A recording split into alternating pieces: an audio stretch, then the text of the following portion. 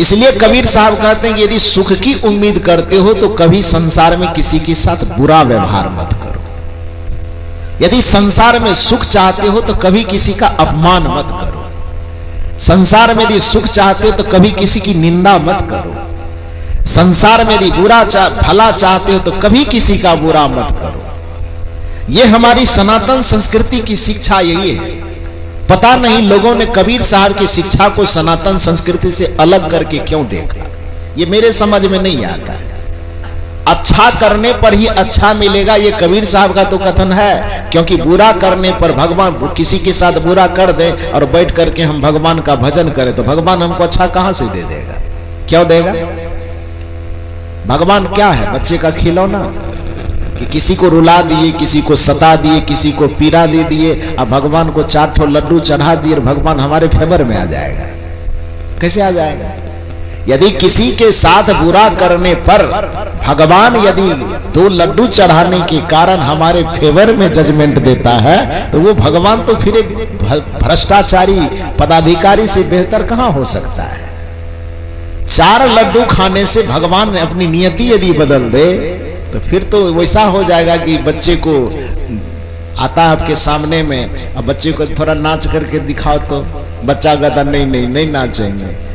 बड़े लोग कहते अच्छा चॉकलेट देते हैं, दिखाओ दिखाओ दिखाओ। और चॉकलेट के लालच में बच्चा जो आप कहते हैं गा के सुनाओ कि नाच के दिखाओ कि कविता सुनाओ, जो सुनना जो करवाना चाहते हैं 2-4 चॉकलेट के लालच में बच्चे से करवा लेते हैं कि नहीं?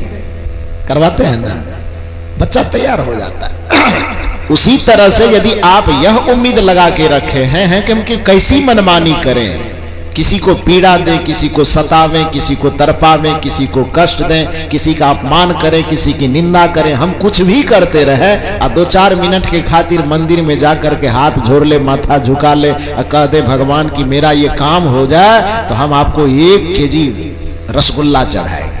और इतने बात से यदि भगवान प्रभावित होकर के आपके कुकर्म को सुकर्म में बदल देता है तो फिर वो भगवान पर सवाल पैदा हो जाएगा। फिर वह भगवान जो होगा वह एक भ्रष्ट अधिकारी से ज्यादा बेहतर नहीं हो पाएगा। लेकिन भगवान ऐसा करता नहीं है। भगवान एक नियम है, भगवान भी उस नियम के दायरे में रहता है जिसको यजुर्वेद में कहा गया है कि ऋतस्य तंतु विततम, कि पूरे सृष्टि का संचालन, पूरे सृष्टि का वितार ऋत के नियमों से, अनुशासन के नियमों से गुथा हुआ है। ऋतस्य तंतु विततम, पूरा प्रकृति ऋत के तंतुओं से बना हुआ है। तंतु समझते हैं? ये कपड़ा बुना हुआ है। ये कपड़े में क्या है? धागा है। धागा आड़े तिरछे करके बुना हुआ ही तो है। अंतर इतना है कि कोई स्वेटर बुनता है तो हाथ से बुनता है, कपड़े को बुना गया है तो मशीन से बुना गया, इतना ही ना है। धागा रूपी तंतु से जब आड़े तिरछे करके मशीन के द्वारा इसको एक दूसरे से कस दिया गया है तो ये धागा का तंतु क्या बन गया है? कपड़ा बन गया है। यजुर्वेद कहता है, ऋग्वेद कहता है कि ऋतस्य तंतु विततम। ऋत का मतलब अनुशासन होता है वेद की भाषा में। वेद के व्याकरण में ऋत का अर्थ करेंगे तो ऋत का अर्थ होता है अनुशासन, ऋत का अर्थ होता है सदाचार, ऋत का अर्थ होता है नियम, ऋत का अर्थ होता है मर्यादा। ऋतस्य तंतु विततम, ये पूरा वितान, वितान माने प्रकृति, पूरा प्रकृति मंडल ऋतस्य तंतु विततम, ऋत के धागाओं से, नियम अनुशासन और मर्यादा के धागा से गुथा हुआ है। उस ऋत के अनुशासन के नियम से कोई पार नहीं जा सकता, चाहे वो आदमी हो कि चाहे वो संसार में भगवान ही क्यों ना आ जाए। आदमी हो, देव हो, दानव हो, भगवान हो, शैतान हो, कोई भी यदि इस संसार में आया है तो प्रकृति के नियमों से कोई व्यक्ति पार नहीं जा सकता है। और प्रकृति का नियम यही कहता है कि 4 वेद जो शास्त्र में, 4 वेद 6 शास्त्र में बात मिली है 2, सुख देवे सुख होत है, दुख देवे दुख हो, यही प्रकृति का नियम है, इसे कोई टाल नहीं सकता। यदि आप अपने जीवन में मंगल चाहते हैं तो दूसरों के जीवन में अमंगल पैदा करना छोड़ दीजिए। आप अपने जीवन में यदि शांति चाहते हैं तो दूसरे के जीवन में अशांति को बोना छोड़ दीजिए।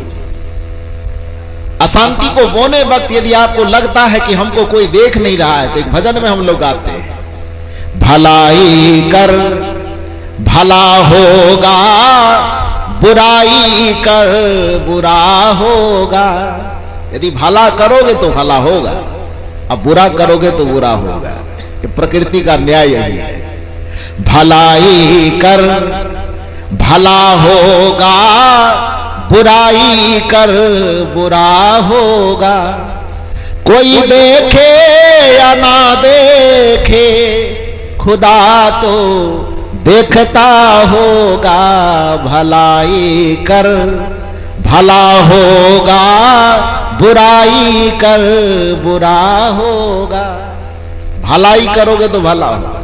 अब आप कहें खुदा देखता होगा, तो भगवान आंख मूंद के बैठा है। भगवान कहो खुदा कहो, शब्दों का केवल अंतर है। जैसे कोई पानी कह दे, वाटर कह दे, क्या अंतर है? कुछ अंतर नहीं। एक ही काम है। पानी का भी काम है प्यास बुझाना, वाटर का भी काम है प्यास बुझाना। कोई जल कह करके पिए तो भी प्यास बुझ जाएगी, कोई नीर कह करके पिए तो भी प्यास बुझ जाएगी, कोई वाटर कह करके पिए तो भी प्यास बुझ जाएगी। उससे नामों के अंतर से, शब्दों के अंतर से तत्व में कोई अंतर नहीं होता। उसी तरह से उस परमात्मा को कोई ईश्वर कह दे, कोई राम कह दे, कोई शिव कह दे, कोई कृष्ण कह दे, कोई खुदा कह दे, कोई गॉड कह दे, कोई अल्लाह कह दे, उस परम तत्व का नाम, एक नाम का अनेकों नाम रखा जा सकता है। लेकिन हम नामों में अंतर से तत्वों में कोई अंतर नहीं होता है। इसलिए नामों का अंतर लेकर के कभी किसी को विवाद नहीं करना चाहिए, कभी झंझट में नहीं पड़ना चाहिए। कबीर साहब ने आज से 600 वर्ष पहले इस विवाद को शांत करने के प्रयास में लोगों से सवाल किया था कि भाई रे, दो नामों के चक्कर में जो तुम लड़ते हो, कोई राम कह रहा, रहीम कह रहा, तलवार तन जाती है। कोई भगवान कहता, कोई खुदा कहता, तो दोनों में आंखें तड़ेरी जाती है कि तुम दूसरा हो, हम दूसरा है। कबीर साहब ने समझाया लोगों को कि भगवान, अल्लाह, खुदा, मोहम्मद, महादेव के नाम पे क्यों झगड़ते हो? झगड़ा मत करो, लड़ो मत, आपस में प्रेम से रहो। लोगों ने कहा कि अलग अलग नाम है तो चीज भी तो अलग अलग होगा। कबीर साहब ने कहा सुनो पहले मेरी बात, भाई रे, दुई जगदीश कहां से आया? ए भाइयों, दो भगवान के नाम पर, खुदा और भगवान के नाम पर जो लड़ते हो, थोड़ा सामने में आओ। अब मेरे एक सवाल का जवाब दो कि जगत जब एक है तो इस जगत को बनाने वाला दो कैसे हो जाएगा? जगदीश का मतलब जगत जोड़ ईश बराबर जगदीश।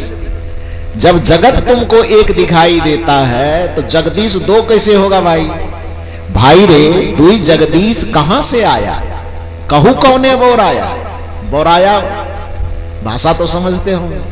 अपने बिहार के रहने वाले लोग बोराया शब्द नहीं समझेगा तब तो मुश्किल हो जाएगी। भाई रे, दुई जगदीश कहां से आया? कहू कौने बोराया? कहो तुमको किसने पगला दिया है? किसने तुम्हारे माथे में ना समझी भर दी है कि शब्दों में अंतर होने से तलवार भांजते हो, एक दूसरे को हे दृष्टि से देखते हो, एक दूसरे को नास्तिक और काफिर कह करके एक दूसरे की आलोचना करते हो? क्यों करते हो? भाई रे, दुई जगदीश कहां से आया? कहू कौने बोराया? अल्लाह, राम, करीमा, केशव, हरि, हजरत नाम धराया। लोगों ने कहा कि अलग अलग नाम होने से चीज अलग अलग नहीं होगा। कबीर साहब ने कहा कि मेरे एक सवाल का जवाब दो, तब मैं तुमको जवाब दूंगा। वो सवाल क्या किया कि यदि अलग अलग नाम होने से तत्व अलग अलग होता है तो कबीर साहब का सवाल सुनिए कि गहना एक कनकते गहना, या में भाव न दूजा, कहन सुनन को दुई कर थापे, एक नमाज एक पूजा। उदाहरण देते, गहना एक, कनकते गहना, कि एक गहना, गहना माने आभूषण, सोना का कोई आभूषण हो, और एक ही सोने से आभूषण कोई नाक पर पहनने वाला बनावे, उसका नाम क्या रखेगा? आभूषण से इन लोगों को मतलब नहीं। आप लोग आभूषण वाले पार्टी हो तो आप ही लोग बताओ कि सोना की दुकान पर गए, एक सोना का, कबीर साहब कहते गहना गहना मन आभूषण, कौन चीज का? तो कनक ते गहना, कनक मन सोना। तो एक सोना की दुकान पर आप गए और लिए सोना, और उस सोना से आप नाक पर पहनने वाला बना लिए, उसका नाम क्या रखते हैं आप लोग? आए बोलो ना थोड़ा सा। आरक्षण लिए हो खाली मुखिया बनने के लिए कि बोलने के लिए भी? आए इतना दिन से तो सब कोई आपको चुप रखा ही है। इस सरकार थोड़ा थोड़ा मदद कर रहा है कि बोलो, तो सत्संग में भी कम से कम बोलो। अब उम्मीद है कि खाली यहीं पर ला जा रही है। नहीं तो एक बात बताओ, जितने धीरे धीरे सत्संग के पंडाल में बोलते हो, अपने पति से सास से बात करना होता है, इतने धीरे धीरे बोलती हो। आए बोलती हो क्या? वहां तो इतना जोर से बोला जाता है कि लगता घर का छप्पड़ उड़ जाएगा। उड़ेगा कि नहीं उड़ेगा? इतना विवाद कै घर में करती रहती है कि भगवान भी डर जाता है। एक कहानी हम लोग कहा करते हैं, आप लोग मुस्कुरा रहे हैं, भुक्तभोगी है क्या? सब भुक्तभोगी है। कहा जाता है कि एक बार ब्रह्मा जी ने कहा कि पृथ्वी पर कोई महामारी आई, तो बाढ़ वगैरह आया, बाढ़ सूखने के बाद पूरा गंदगी जमा हो गई। तो ब्रह्मा जी ने दुनिया के जितना कौवा था उसको बुलाया अपने यहाँ, और कौवा से कहा कि देखो जी, आदमी तो तबाह हो ही गया है बाढ़ से, महामारी से, तो आदमी सफाई नहीं कर पाएगा।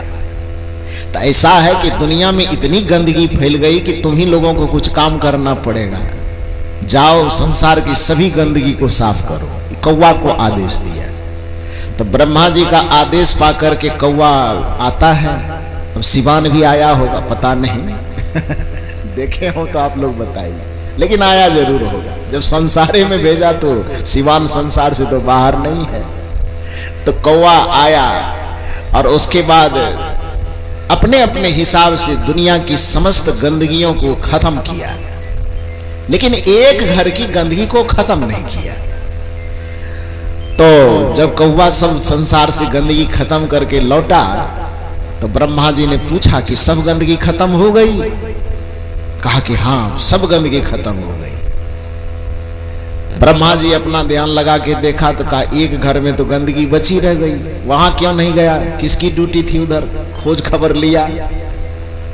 ब्रह्मा जी उस व्यक्ति को बुलाया। वो व्यक्ति भी शिकायत लेके गया कि महाराज हमसे क्या गलती हुई, जब पूरे संसार की गंदगी को खत्म करने का आदेश आपने इन कौवों को दिया, तो दुनिया भर की गंदगी खत्म कर दिया, हमारे घर में छोड़ दिया। क्या गुनाह किए हम? क्या गलती हुई? आपसे क्या दुश्मनी हमारी? तो ब्रह्मा जी ने कहा सही बात है भाई, ये भी संसार में रहता है, इसके साथ अन्याय क्यों किया? जब सबका साफ किया तो इसके भी घर का करना चाहिए। तो उन कौवों ने कहा कि महाराज इसमें गलती हमारी नहीं है। कहा क्यों? कहा इसलिए कि हम दुनिया में कौवा क्यों माने जाते हैं? रंग मेरा भी काला है, कोयल का भी काला है, लेकिन कोयल को सब सम्मान करते हैं और कौवा को निंदा इसलिए करते हैं, मार करके इसलिए भगाते हैं क्योंकि उसकी आवाज बड़ी कर्कश है। रहीम कवि ने कहा है कि कागा काको धन हरे, कोयल काको देत, अब मीठी वाणी बोल के जग अपनों कर ले। अब बसंत का महीना अब आया है ना, इस महीने में सुबह सुबह में कोयल यदि किसी बगीचे में एक जगह कुहकती है, तो बताइए कि सुबह सुबह में कितने बच्चों के मुंह से कोयल की आवाज निकलेगी ना, उसका नकल करने में। बच्चे की बात तो छोड़िए, कदाचित कोई बुजुर्ग व्यक्ति भी रास्ते में सुबह सुबह टहलने के लिए निकला है, तो उस समय वो भूल जाता है उस कोयल की आवाज को सुन करके कि हम बच्चा है कि बूढ़ा है। वह बूढ़ा भी कभी कभी उस कोयल के सुर में सुर मिला करके कुहकने लगता है। कुहकता है कि नहीं? रहीम कवि ने कहा कि कागा काको धन हरे, कौवा भला किसका धन हरता है? किसी का नहीं। कोयल काको देत, कोयल किसको जमीन देता है? 10 कट्ठा, किसी को नहीं देता है। लेकिन फिर भी कौवा को सब आदमी लाठी डंडा ढेला लेकर के हमेशा भगाना चाहता है, अब सगुन मान करके क्या करता, उड़ो। यदि कोयल कहीं मिल जाए और उसके कुहकने की आवाज सुने तो दूर से सुन करके आदमी तो आनंद लेता ही है, कदाचित उसके कान तक स्पष्ट स्वर आता है तो खड़ा होकर के आदमी उसके सुर में सुर मिला करके थोड़ी खुशियां मना लेता है, मनाता है ना। रहीम कवि कहते हैं कि कोयल का कागा काको धन हरे, कोयल काको देत मीठी वाणी बोल के जग अपनों कर ले। इसलिए संतों का निवेदन है कि मीठा सबसे बोलिए, सुख उपजे चहो और, वशीकरण यह मंत्र है तजिए वचन कठोर। कठोर वचन का परित्याग करो, क्योंकि नीति यह कहती कि जिस व्यक्ति को मीठी वाणी बोलने के लिए आता है, उस सड़क के किनारे यदि मिर्ची का जो तीखा मिर्ची होता है, वो तीखा मिर्ची का भी दुकान लगा दे और उसको यदि मीठा बोलने आता है तो सड़क के किनारे बैठ करके मीठी वाणी बोल करके तीखा लगने वाला मिर्ची को भी आसानी से बेच सकता है। लेकिन जिसको बोली में मिठास नहीं है, बोली में कड़वाहट है, वो यदि रसगुल्ला का भी दुकान लगावे तो उसका रसगुल्ला बिकेगा नहीं, रसगुल्ला सड़ जाएगा। इसलिए मीठी वाणी का प्रयोग करना चाहिए। जीवन में कुछ लाभ अर्जित करना चाहते हैं तो सबसे पहला चीज आप मीठी वाणी का प्रयोग करना सीख लीजिए। ये संत महात्मा को आप इतने दूर दूर से बुलाते, क्या है इसके पास, क्या देता है आपको, कौन चीज देता है? भागलपुर कहां है, सिवान कहां है, किस लिए बुलाए? इतना दूर से ये रिश्ता जो बना है, किस चीज का रिश्ता बना है? आदरणीय बिरजानंद बाबू पता नहीं यूट्यूब से कब से सुनते होंगे, मैं तो आया हूं पहली बार यहां पर सिवान की धरती पर। यूट्यूब पर प्रवचनों को सुनते थे बराबर, आप लोग भी मौका लगे तो सुना कीजिए। संत श्री अभय साहब जी के नाम से यूट्यूब चैनल है, उसमें बहुत सारे भजन और प्रवचन है, उसको सुनिए आप लोग। तो इन्होंने पता नहीं कई साल से सुनने होंगे, सुनते सुनते सुनते सुनते अब वो वाणी का ही तो प्रभाव है, इसके दिल में इतना प्रभाव पड़ा कि खोजते खोजते ही स्थान पता तो मोबाइल में निकलता ही है, उसके आधार पे ये एक साथी को और लिए और खोजते खोजते भागलपुर जहां मैं रहता हूं आश्रम चले गए। मेरा ऐसा स्वभाव है कि मैं जल्दी किसी से मिलता नहीं हूं, मुझे एकांत में रहना ज्यादा प्रिय है। दूसरी मंजिल पे मैं ठहरा हुआ था, आश्रम में गए, सभी लोगों ने इनका स्वागत किया, मुझे सूचना दी गई। मैंने कहा, मैं उस समय में कुछ लिख रहा था, तो मैंने कहा कि थोड़ी देर के बाद अभी ठहरेंगे ना? मैं पूछ लिया, भोजन वगैरह दे दिए? कहा विश्राम दे दिए? हाँ दे दिए। तो अभी ठहरेंगे कि नहीं? तो कहे हाँ ठहरेंगे। अच्छा कोई बात नहीं, तब थोड़ी देर के बाद मिलेंगे। और शायद दूसरे दिन सुबह में मुलाकात हुई, 12-14 घंटे तक मुलाकात नहीं हो पाई। दूसरे दिन शायद संभवतः मुलाकात हुई और वहां पर उन्होंने दीक्षा लिया और उसके हृदय में जो वो उद्गार देखे, वो भाव देखे, ऐसा नाता जुड़ा, ऐसा अपनापन जुड़ा कि वो अपनापन इनको तो खींच करके भागलपुर ले ही गया, हमको भी वहां नहीं छोड़ा, भागलपुर की धरती से खींच करके यहां लाए और इतने बड़े समाज से हमको जोड़ देने का इन्होंने काम किया। इसको बहुत बहुत साधुवाद है। ये एक दूसरे के प्रति जो खिंचाव, ब्लड का रिलेशन न होने के बावजूद भी आज जो इतने बड़े समाज यहां पर बैठे, इतने बुद्धिजीवी लोग बैठे हुए हैं, किस चीज के कारण? मीठी वाणी बोलिए, सुख उपजे चहु और, अब वशीकरण यह मंत्र है तजिए वचन कठोर। घर में, परिवार में, जहां कहीं भी आप शांति का पहला बीज बोना चाहते हैं तो सबसे पहले कठोर वाणी का परित्याग कीजिए। मीठा बोलिए, थोड़ा नरम बोलिए, धीरे बोलिए। नीति भी कहती कि सत्यम ब्रियात प्रियम ब्रियात, सत्यम प्रियम अप्रियम न ब्रियात, कि सत्य बोलो लेकिन ध्यान रहे प्रिय बोलो। यदि कोई सत्य हो और वह अप्रिय हो तो उसको न बोला करो। सत्यता के साथ साथ प्रियता घुली मिली हो, इस बात का ध्यान हमेशा रखना चाहिए। यदि स्वर्ग को धरती पर उतारना चाहते हो, यदि स्वर्ग जाने के लिए तो खैर हमारी संस्कृति इतनी उदार बन गई है। और संस्कृति की तो बात छोड़ो, पेपर ये कार्ड छापने वाले इतने उदार बन गए हैं कि जब भी किसी व्यक्ति का शरीर छूटता, चाहे जुआरी हो, व्यभिचारी हो, कदाचारी हो, भ्रष्टाचारी हो, शराबी हो, जुआ, कोई भी हो, जब भी कोई आदमी मरता है, कार्ड छपवाने वाले के पास जैसे पहुंचता है तो कार्ड छपवाने वाला का फर्मा 21 ठो बना हुआ है। अपार दुख के साथ सूचित किया जाता है कि मेरे फलाने का इतना तारीख को क्या हो गया। आए दूरबीन लगा के देख रहा था वो प्रेस वाला देख रहा था कि यहां से डायरेक्ट स्वर्ग में पहुंचा है। दुनिया में जितने आदमी मरते हैं कार्ड के अनुसार में, सबका जब स्वर्गवासी होता है तो नरक तो पूरा खाली हो गया होगा। स्वर्ग में इतनी भीड़ हो गई होगी कि आदमी का सांस लेना बड़ा मुश्किल हो जाएगा, होगा कि नहीं।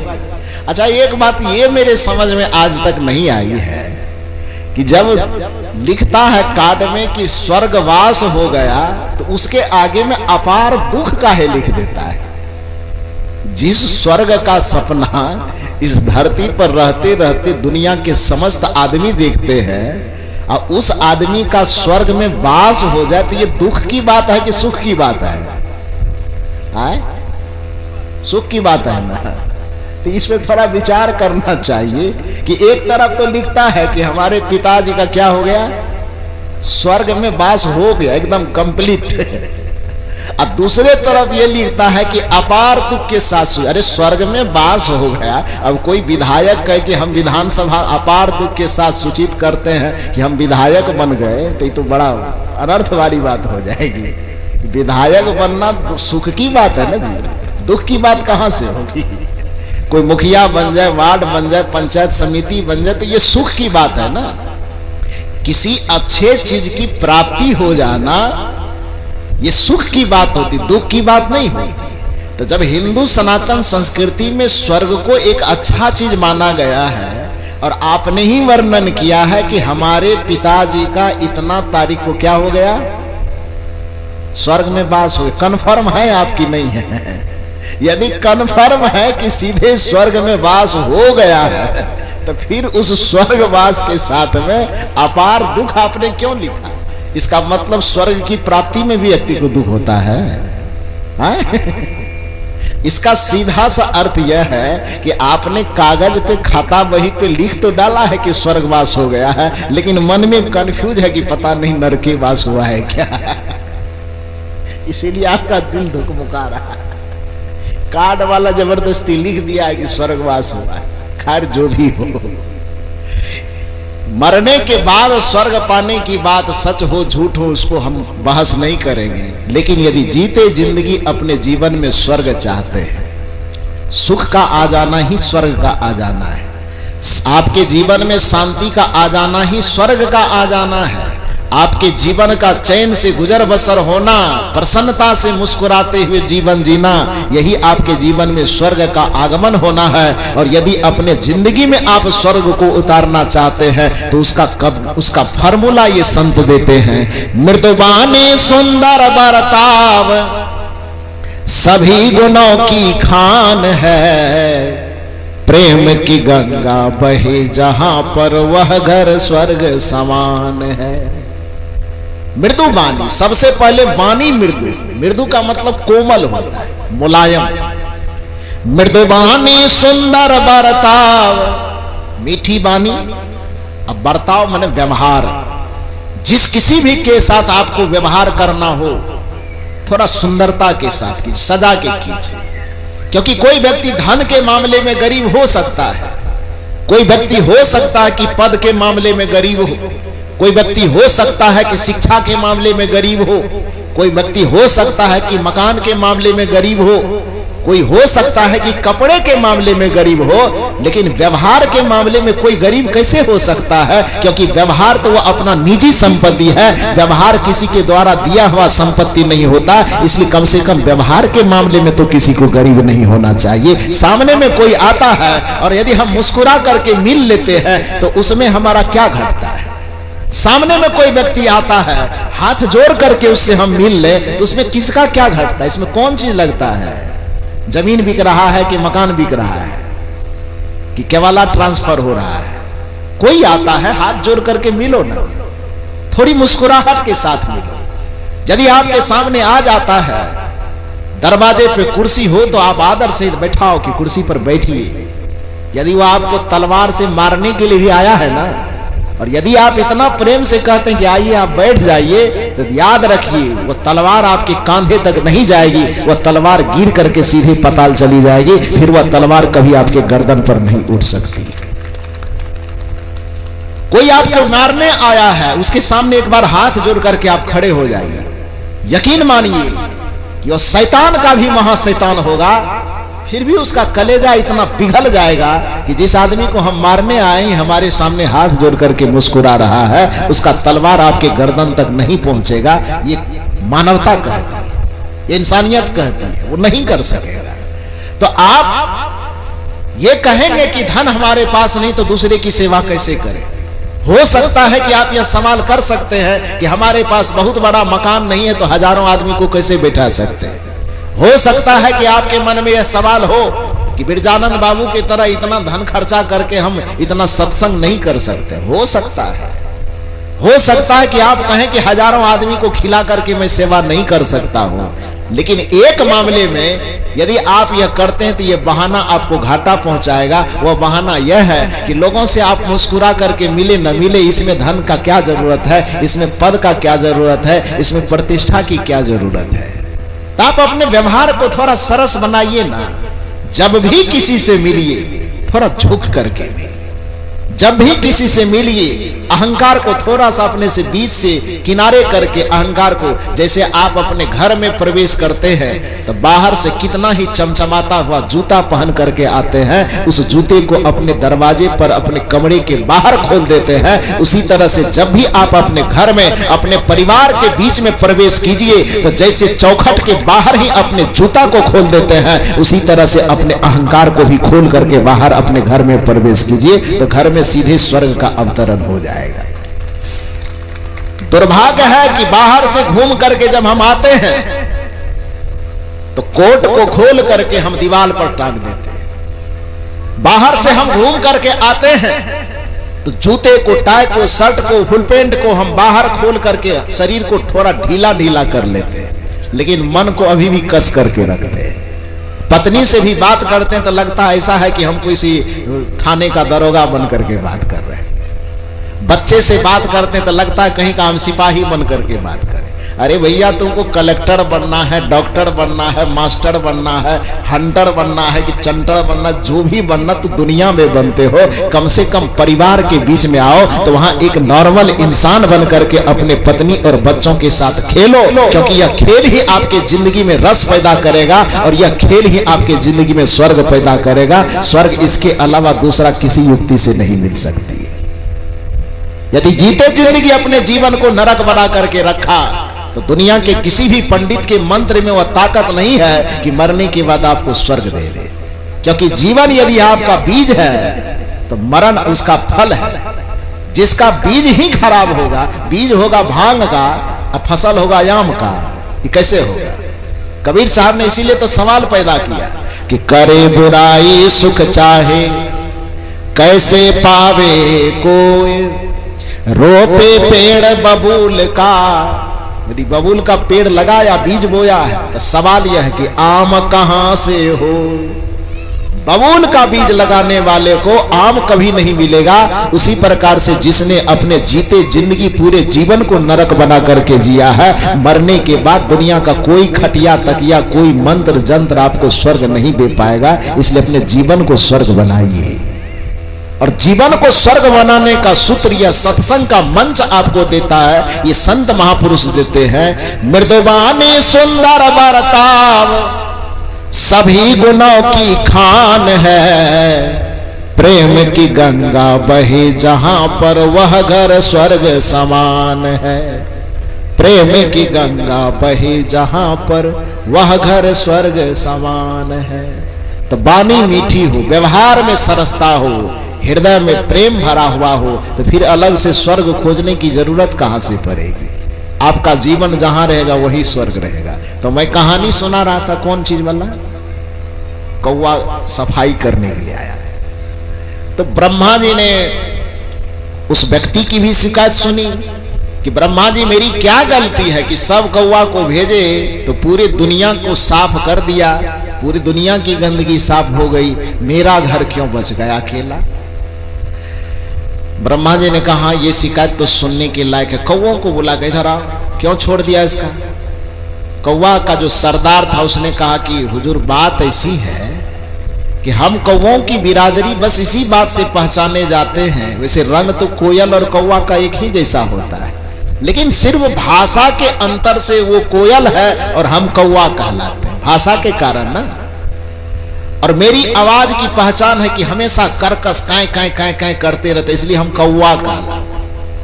तो हम तो जाते थे सब जगह साफ करते करते, उस घर पे भी हमारी नजर पड़ती थी कि जाना है उस आंगन में उतरना है और उस घर के चारों तरफ जो गंदगी पसरी हुई है उसको भी साफ करना है। लेकिन जितना बार हम उस घर में उतरने की कोशिश किए उतना बार उस घर में रहने वाले जो भी पति पत्नी सास ननद भौजाई जो भी रहता होगा वो आपस में लड़ लड़ करके इतना कैं कैं कैं कैं करती थी कि हमको लगता था घर में तो पहले से 10 ठो कौवा है, तो अकेले हमको जाकर जहां जाने की क्या जरूरत है। मतलब समझे कि नहीं समझे कि हम कौवा ककियाने के चलते तो कौवा है। जब भी हम कोशिश करते थे कि हर जगह सफाई कर ही दिए, एक घर क्यों बाकी रहेगा, और उस घर में उस आंगन में उतरने की कोशिश करते थे तो चाहे सास हो ननद हो देवरानी हो जेठानी हो पति हो पत्नी, इतना क्याकियाता था आपस में। क्याकियाना मन चिल्लाना, काव काव करना, झगड़ा करना, झंझट करना, तू मैं करना, इतना ज्यादा करता था कि जब भी हम उतरने की कोशिश करते थे मेरे समझ में आती थी कि हमारे बिरादरी के 10-10 ठो पहले से वहां मौजूद है, अपने से गंदगी की सफाई कर लेंगे, हमको उतरने की क्या जरूरत है। तो जिस घर में झगड़ा होता हो, जिस घर में परिवार में एकदम चिचियाहट क्याकियाहट हमेशा होती रहती हो, उस घर में यदि एक कौवा तक उतरना पसंद नहीं करता है तो आप सोचो कि उस घर में लक्ष्मी और सरस्वती उतरना कैसे पसंद करेगी। जिस घर में जिस दरवाजे पर कौवा तक बैठना पसंद नहीं करेगा, उस घर में और दरवाजे में भगवान आना कैसे पसंद करेगा, धन आना कैसे पसंद करेगा, विद्या आना कैसे पसंद करेगी। तो अपने घर में दरवाजे में परिवारों में यदि विद्या सरस्वती लक्ष्मी सबको आप अपने घरों में उतारना चाहते हो तो सबसे पहले अपने वाणी को कोमल करो, व्यवहार को सरस करो, तभी जाकर के आपके जीवन में कुछ सरसता आएगी, आपके घर में परिवार में कुछ उन्नति और तरक्की आएगी। तो जीवन में मंगल लाना सब चाहता है, लेकिन मंगल लाने लायक काम कोई नहीं करता। बीज लगाइए मंगल का, फल भी मंगल ही मिलेगा। बीज लगाइए शुभ का, फल भी शुभ ही मिलेगा। बीज लगाइए सुख का, फल में सुख ही मिलेगा। और यदि आपने किसी के साथ बुरा किया तो फिर वह बुराई लौट करके आपके पास आएगी। एक गुना नहीं, जैसे बीज एक लगाने पर फसल उसका 10-20 मिलता है ना। कोई गेहूं का बीज खेत में एक ठो लगावे तो 6 महीने या 3 महीने के बाद जब फसल काटने जाएगा तो फसल में जो दाना मिलेगा एक ही मिलेगा, तब ज्यादा मिलेगा। यदि आपको यह लगता है कि बुराई का बीज कोई नहीं देख रहा, वो बुराई का बीज कैसे मिलेगा, तो ये गलत सोचते हैं। क्योंकि बुरा करने के वक्त में भले ही आपको लगता है कि वह छिपा हुआ है, कोई देख नहीं रहा है, लेकिन प्रकृति का यह नियम एक समय में आके चिल्ला चिल्ला के कहेगा। एक उदाहरण मैं आपको देता हूं कि एक महात्मा जी सड़क से जा रहे थे। सड़क के किनारे में एक किसान कोई फसल का बीज छींट रहा था खेत में। संजोग ऐसा रहा होगा कि महात्मा जी भूखे रहे होंगे, खाना घर से खा करके नहीं आए होंगे, और अचानक गर्मी भी बड़ी तेज थी। तो एक तो भूखे पेट में उसका माथा अपने आप गर्म था, घर में भी कुछ विवाद ऐसा रहा होगा जिसके कारण उसका माथा थोड़ा उलझन में था। धूप की गर्मी तो लग ही रही है। 12 बजते बजते अचानक सड़क पर से एक महात्मा जी गुजरे और उस किसान से पूछा, भैया किसान, बताओ खेत में क्या बो रहे हो। किसान तो हालांकि भोला भाला ही होता है, सरल होता है, लेकिन एक बेचारा घर का झंझट वाला टेंशन, भूख का टेंशन, और धूप की गर्मी से माथा खुद ही गर्म था। उस गर्मी के प्रभाव में वो किसान बेचारा थोड़ा चिड़चिड़ा होकर के महात्मा जी से कहा, क्या बोल रहे हैं, क्या बोल रहे, क्या पूछते हैं, जाइए ना दूसरे का दही चोरा पे मतलब दिखाइए, क्या बोल रहे हैं नहीं बताए।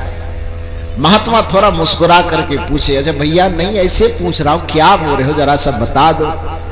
किसान का दिमाग यदि ठंडा होता, पेट भरा रहता, तो शायद इतनी कड़क जवाब वो न देते, लेकिन वो थोड़ा मिजाज गरम था, जिसके कारण से कड़क भाषा में 2-4 बार जवाब दे दिए। 2 बार 4 बार महात्मा के पूछने पर जब कड़क भाषा में ही किसान ने जवाब दिया, ए किसान भैया रुको रुको मत बताओ, अरे जानना भी नहीं है हमको, लेकिन एक बात याद रखो, आज मैं दर्जनों बार तुमसे पूछने की कोशिश कर रहा हूं कि खेत में क्या बो रहे हो, न जाने किस कारण से तुम छुपाने की कोशिश कर रहे हो कि नहीं बता रहे हो कि हम खेत में क्या बो रहे हैं। लेकिन एक बात याद रखो, ऋतस्य तंतु विततम, प्रकृति के नियम से पूरा सृष्टि बंधा हुआ है। 8 दिन के बाद जब दोबारा मैं इसी रास्ते से लौटूंगा तो किसी भी व्यक्ति से पूछने की आवश्यकता नहीं पड़ेगी कि खेत में तुम क्या बो रहा था। 8 दिन के बाद जब मैं दोबारा लौटूंगा तो ये प्रकृति का नियम, इस बीज का नियम चिल्ला चिल्ला करके अपने कहेगा कि 8 दिन पहले खेत में यही फसल बोया गया था। ये बिना पूछे ही दुनिया को जानकारी मिल जाएगी, किसी से पूछने जांचने की आवश्यकता नहीं पड़ेगी। पड़ती है क्या? आज किसी से कोई बीज छिपा करके बोया जाए तो 8 दिन के बाद उस खेत के पास से जो गुजरेगा तो किसी से पूछना पड़ेगा कि 8 दिन पहले खेत में क्या बोया गया था। तो खेत का नियम, फसल का नियम, प्रकृति का नियम अपने आप बता देगा ना जी कि क्या बोया गया था, क्योंकि जो बोया गया था उसका फसल बन करके 8 दिन के बाद अंकुरित होकर के पौधा निकल जाएगा। तो आदमी किसी से बिना पूछे ही समझ जाएगा कि खेत में क्या बोया गया था। ठीक उसी प्रकार से कर्म करने के वक्त में आप पूरे सृष्टि के विधानों से छिपा लीजिए, पूरे संसार से आप छिपा लीजिए कि हम क्या कर रहे हैं किसी को पता नहीं। यहां तक आदमी की बात छोड़ो, इतना छुपा लो कि भगवान तक को भी पता न चले, फिर भी जब उसका परिणाम जीवन में निकलना शुरू होगा तब क्या होगा, तो पूरी दुनिया को पता चलेगा ये कैसा किए थे, चलेगा ना। तो इसीलिए किसी भी दृष्टिकोण से आपस में लड़िए मत, आपस में झगड़िए मत। मैं इन बातों को समेट करके मैं आपसे कुछ सवाल कर रहा था, इतना प्रसंग तो निकल गया बेवजह का। आपसे सवाल ये कर रहा था कि घर में भी आप जितना धीमी अभी अब सवाल का जवाब दे रहे हैं, इतना धीमा अपने घर में बोलते हैं? ईमानदारी से बताना, नहीं बोलते तो यहां क्यों शर्म आ रही है? वहां का 50% भी आवाज लगाओगे तो मेरे कान तक आ जाएगा, आएगा ना। हकीकत तो ये होना चाहिए कि आपको यहीं पर जोर से बोलना चाहिए, और अपने घरों में जब सास बहू के साथ व्यवहार हो तो थोड़ा धीरे बोलना चाहिए।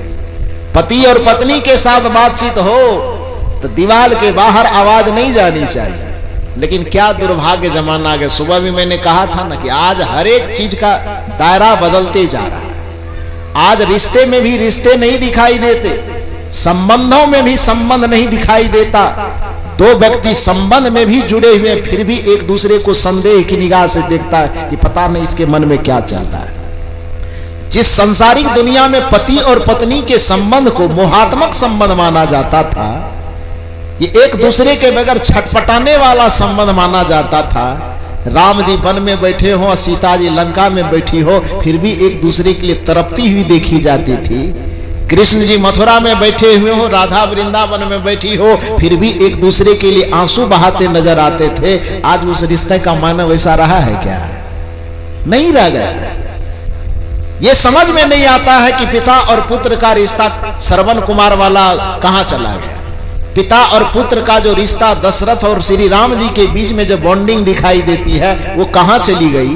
पति और पत्नी का संबंध जो सीता और राम के दिखाई देते हैं, पति और पत्नी का संबंध जो शिव और पार्वती का दिखाई देता है, वो कहां चले गए? ढूंढने पे भी वो नहीं मिलता है। स्थिति क्या आ गई?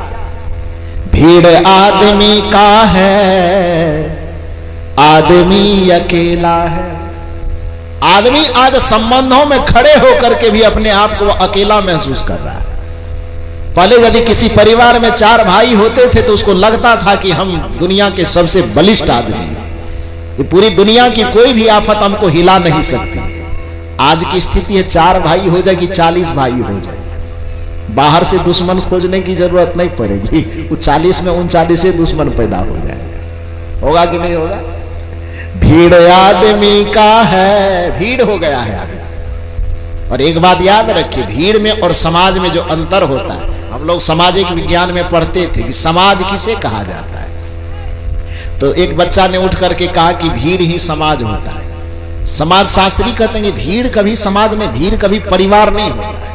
यदि भीड़ को ही, समूह को ही समाज और परिवार कहा जाए, पंडाल में इतना लोग इकट्ठा हो गए, परिवार है? नहीं ना है। यहां तो खैर परिवार नहीं, एक समाज हम कह सकते हैं कि हम एक समाज के आदमी हैं। लेकिन यदि भीड़ को ही समाज और परिवार कहा जाएगा तो रेलवे स्टेशन पर हजारों लोगों की भीड़ होती है, तो रेलवे स्टेशन पर खड़ी भीड़ को हम समाज और परिवार कह सकते हैं? कहीं मेला देखने गए हैं, सिनेमा देखने गए, सिनेमा हॉल में 1000 लोग बैठे, भीड़ तो इकट्ठी है, तो उस भीड़ को हम समाज और परिवार की संज्ञा दे देंगे? वो माता जी मुड़ी हिला रही कि हाँ दे देंगे। हो जाएगा क्या है? मेला देखने गए हैं कहीं पर, गंगा जी में स्नान करने गए, 1 लाख लोग जमा, कुंभ में गया सब लोग, कहते 50 करोड़ लोगों ने डुबकी लगाई। खैर जो भी 10 लाख 20 लाख लोग एक जगह मौजूद हो, उसको परिवार कहा जाएगा, समाज कहा जाएगा? क्यों? भीड़ तो है। भीड़ भले ही लोगों की है, लेकिन उस भीड़ में किसी की संवेदना का तार किसी से जुड़ा हुआ नहीं है, किसी के भाव का तार किसी से जुड़ा हुआ नहीं है, किसी के सुख और दुख का अनुभव किसी से जुड़ा हुआ नहीं है। तो जहां पर भीड़ तो हो, लेकिन एक दूसरे से सुख और दुख का तार न जुड़ा हुआ हो, एक दूसरे से भाव का तार न जुड़ा हुआ हो, एक दूसरे की संवेदना का तार नहीं जुड़ा हुआ हो, तो ऐसे भीड़ को भीड़ कहा जाता है, उसको समाज, परिवार और संबंध नहीं कहा जाता है। आज दुनिया के संबंधों में पति और पत्नी शरीर से तो इकट्ठे हो गए हैं, लेकिन उसके भावों का तार नहीं जुड़ पाया। यही कारण है कि भजन की तो बात छोड़िए, आप ही लोग फिल्मी दुनिया में गुनगुनाते। कौन सा गाना? जिंदगी की राहों में रंजो गम के मेले हैं, ये फिल्म का गाना है ना। लेकिन इसके एक एक शब्द पर विचार कीजिए तो आपकी जिंदगी की हकीकत है, ये गाना नहीं है। ये गाना आपके जिंदगी की वास्तविक स्थिति का, आज की जो जिंदगी है उस जिंदगी का वास्तविक बयान इस गाने की एक एक पंक्ति में है। जिंदगी की राहों में रंजो गम के मेले हैं, भीड़ है कयामत की।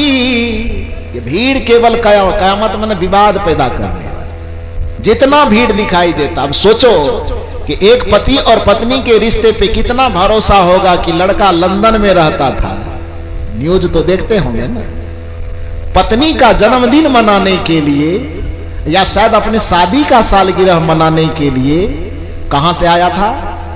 लंदन से घर आया था, ड्यूटी पर से लौट करके। खुशी इस बात की थी कि हम, या तो सब पता नहीं, मैं उतना बढ़िया से नहीं देख पाया हूं कि उसका खुद का जन्मदिन था कि अब शादी की सालगिरह थी, मुझे नहीं पता। बेटी का जन्मदिन था, बेटी का जन्मदिन मनाने के लिए लंदन से अपना ड्यूटी छोड़ करके आया। कितनी खुशी होगी उसको, होगी ना जी। ड्यूटी पर से घर आया और उसी के अकाउंट से, उस लड़के के अकाउंट से ही पैसा निकाल करके ड्रम भी खरीद करके लाया। जिस ड्रम में उसको रखा गया, वो पैसा जो लगाया ना ड्रम खरीदने में, वो पैसा किसके अकाउंट से लिया था? उसी लड़का के अकाउंट से लिया। उसको मारने के लिए जो चाकू खरीदा गया, वो चाकू भी उसी के अकाउंट से पैसा लेके निकाला गया, खरीदा गया। सीमेंट भी उसी के अकाउंट से पैसा निकाल करके खरीदा गया। और जिस रात में बेटी के जन्मदिन पर खुशी मनानी थी, पटाखे फूटने थे, हंसी और ठहाके गूंजने थे, उस रात में क्या हो गया वो बताएंगे नहीं हम, वो खुद सब जानते हैं। उस संबंध को क्या कहेंगे आप? रिश्ता कहेंगे। उस यदि पति और पत्नी बनकर के भी एक साथ वो खड़े हैं तो उसको परिवार कहेंगे आप? उसको समझ अब परिवार नहीं कह सकते हैं, संबंध नहीं कह सकते हैं, तो उसको फिर समाज तो बहुत दूर की बात हो गई। ऐसे जुड़ा जो किसी व्यक्ति से है कि शरीर तो जुड़ा हुआ है लेकिन दिल नहीं जुड़ा हुआ है, शरीर तो जुड़ा हुआ है लेकिन संवेदना नहीं जुड़ी हुई है, शरीर तो एक साथ खड़े हैं लेकिन एक दूसरे का भाव नहीं जुड़ा हुआ है। ऐसे ही जीवन के लिए कहा गया, जिंदगी की राहों में रंजो गम के मेले हैं, भीड़ है कयामत की। यदि भीड़ है भी तो कौन चीज के लिए है? कयामत के लिए, आफत के लिए, परेशानी के लिए, संकट के लिए, एक दूसरे का माथा नोचने के लिए। जिंदगी की राहों में रंजो गम के मेले हैं, भीड़ है कयामत की, लेकिन वास्तविकता और हम अकेले हैं। जिंदगी की राहों में रंजो गम के मेले हैं। आगे की कड़ी और थोड़ा लाजवाब लगेगी। वो कड़ी क्या कहती है? आईने के 100 टुकड़े करके हमने देखे हैं। एक व्यक्ति अपने जीवन की मंगल कामना को लेकर के, सुख की कामना को लेकर के, जीवन में प्रेम की अभिलाषा को लेकर के, अपनापन का अभिलाषा और अरमान लेकर के अपने जीवन को कई टुकड़ों में बांट लेता है। बांटता है ना, कई आईना खड़ा कर लेता है। आईना खड़ा करने का मतलब अपने जीवन को कई रिश्तों में बांट देना। एक भाई अपने बहन में सुख खोजता है, एक पति अपने पत्नी में सुख खोजता है, एक जीजा अपने साली में सुख खोजता है, एक साला अपने जीजा में खोजता है। एक ही व्यक्ति के जीवन से न जाने कितने रिश्ते बंटते हैं। जितने रिश्ते एक व्यक्ति के जीवन से बटे तो वह व्यक्ति उन सभी रिश्तों के आईना में क्या तलाश करता है? एक सुख, एक सुकून, एक चैन, एक शांति, यही तो तलाश करता है। परिवार के आईनों में यदि सुख, शांति, मंगल कामना उसे नहीं झलकती है तो कई मित्र की मंडली का आईना वो खड़ा कर लेता है। पान खाने वाला मित्र अलग, सिगरेट पीने वाला मित्र अलग, शिखर खाने वाला मित्र अलग। ये देखिए उमा शंकर बाबू ये हो बता रहा है। हालांकि सब कोई मित्र तीत्र होता नहीं है। जो दारू पिलाने के लिए सिखावे मित्र कैसा है, जो बुद्धि को भ्रष्टे करने के लिए बतावे उसको मित्र नहीं, उसको तो दुश्मन की संज्ञा देनी चाहिए। तो खैर उधर नहीं जाना है। मूल बात यह समझे कि आदमी अपने जीवन के दुखों को भुलाने के लिए और जीवन में सुख को लाने के लिए पहले तो एक उसकी जो पारिवारिक आईना है, रिश्तों का आईना है, वो न जाने कितने आईने खड़ा करता है कि इससे नहीं तो उससे, उससे नहीं तो उससे, किसी से सुख की झलक मिल जाए। पत्नी से नहीं मिलेगा तो बेटा से मिलेगा, बेटे से नहीं मिलेगा तो बेटी से मिलेगी, बेटे बेटी से नहीं मिलेगा तो पोता पोती से मिलेगा। उम्मीद यही न करता है आदमी, इसीलिए इतने रिश्तों की चाहत वो खड़ा करता है, इतने रिश्तों का आईना वो खड़ा करता है। लेकिन हाथ क्या लगता है? इस गाने की पंक्ति में शायद ढूंढिए तो पता चलेगा। आईने के 100 टुकड़े करके हमने देखे हैं, आईने के 100 टुकड़े करके हमने देखे हैं। हम लोग नहीं देखे, वो विभाग आप लोगों का है, हम लोग तो अकेले हैं लेकिन ये विभाग आप लोगों का है। आप लोग अपने जीवन में सुख की तलाश करने के लिए रिश्तों के सैकड़ों आईने आपने खड़ा किया है। आईने के 100 टुकड़े करके हमने देखे हैं, लेकिन परिणाम क्या निकला? अपने दिल से पूछिए। एक में भी तन्हा थे, 100 में भी अकेले हैं। जिंदगी की राहों में रंजो गम के मेले हैं, भीड़ है कयामत की और हम अकेले हैं, जिंदगी की राहों में रंज गम के मेले हैं। जिंदगी के सफर में एकदम रंज मिलते हैं, गम मिलते हैं, तलाशते हैं खुशियां मिल जाती हैं, गम तलाशते हैं, आनंद मिल जाता है, रंज तलाशते हैं, सुख मिल जाता है, दुख तलाशते हैं, मंगल मिल जाता है, अमंगल तलाशते हैं, शांति मिल जाती है, अशांति। इसके पीछे का कारण क्या है? इसके पीछे का कारण यह है कि जैसा फसल हम चाहते हैं वैसा बीज हम नहीं बोना चाहते।